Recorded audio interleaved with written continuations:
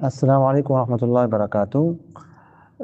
What's app group number 1 میں محمد عبدالحاکم بھائی نے سوال کیا ہے کہ مفتی صاحب، ایک بھائی نے ایک جانور خریدا 30,000 کا، اس نے دوسری شخص کو دیا حصے پر۔ جب جانور مکمل تیار ہو جائے تو اس نے اپنے 30,000 جب سیل ہوا تو اپنا لے لیا، بقیہ جتنے کا بھی بیکا اس میں سے ہاف قیمت لے لی۔ کیا اس میں سود تو نہیں بنتا؟ دیکھیے، اس کو کہتے ہیں حصوں پہ جانور دینا۔ اس کی ایک صورت تو یہ ہے کہ جتنے کا جانور خریدا تھا کسی اور کو دیا کہ آپ اس کا خیال رکھو، اس کا کیئر کرو، جب بک جائے گا تو اصل قیمت ہم لے لیں گے، باقی جتنے کا بکا ہے جو پروفٹ ہے اوپر وہ آدھا آدھا کر لیں گے۔ یا اس طرح ہوتا ہے کہ جو بچے ہوتے ہیں وہ آدھے آدھے کر لیں گے وغیرہ ذالک کا مختلف صورتیں، تو اس کو کہتے ہیں حصوں پہ جانور دینا۔ تو دیکھیے کہ احناف کا یہ معاملہ جائز نہیں ہے۔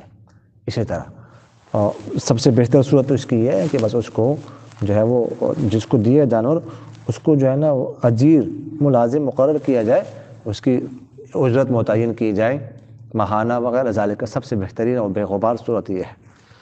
اگر اس پر کوئی راضی نہ ہوتا ہو اور اس کے علاوہ کوئی اور طریقہ بھی نہ ہو، یہ عرف بن چکا، اسی کے مطابق اس طرح حصوں پہ جانور دیتے ہو، کوئی اور طریقہ نہ اپناتے ہو، تو پھر حنابلہ کے ہاں یہ معاملہ جائز ہے۔